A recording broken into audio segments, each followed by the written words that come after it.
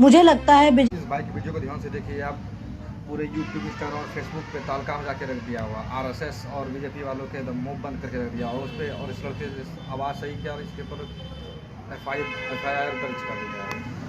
BJP केवल अब एक राजनीतिक पार्टी ही नहीं, एक इंस्टीट्यूशन भी है जिसमें एक से बढ़कर एक गधे मैन्युफैक्चर होते हैं और उनको पढ़ाने के लिए आरएसएस से टीचर नियुक्त होकर आते हैं, जो कि उनको विज्ञान, गणित, तर्कशास्त्र, राजनीति शास्त्र या समाज शास्त्र न पढ़ाकर केवल हिंदू मुस्लिम मतभेद के बारे में पढ़ाते हैं।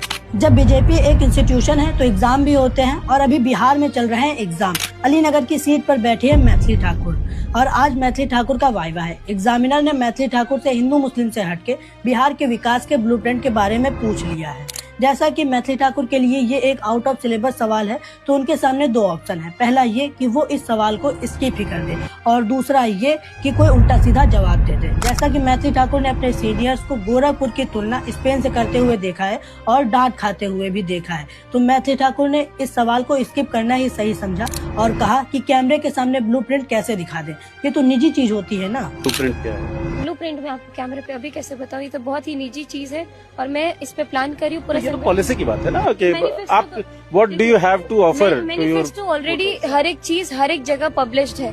वैसे तो इस इंस्टीट्यूशन में बहुत सारे नए पुराने छात्र हैं जो कि अलग अलग विषयों पर उल्टी सीधी बात करते हुए नजर आ जाते हैं, लेकिन जो नए छात्र हैं उनको केवल हिंदू मुस्लिम अनेकता ही सिखाई गई है, जो कि केवल वही बोलते हैं, जिसकी झलक आपने मैथिली ठाकुर के अलीनगर को सीतानगर या जानकी नगर बनाने की बात में देखी होगी। काशी का नाम भी मैथिली है, मिथिला की रहने वाली है। हाँ, तो क्यों ना इस अलीनगर का नाम मैथिली नगर, जानकी नगर या फिर सीतानगर कर दिया जाए। मैं तो कहूँगा मैथिली ठाकुर को ऐसे खिन्न भाव से न देखें, बेचारी प्रयास कर रही है, सफल हो जाएगी, भरोसा रखें।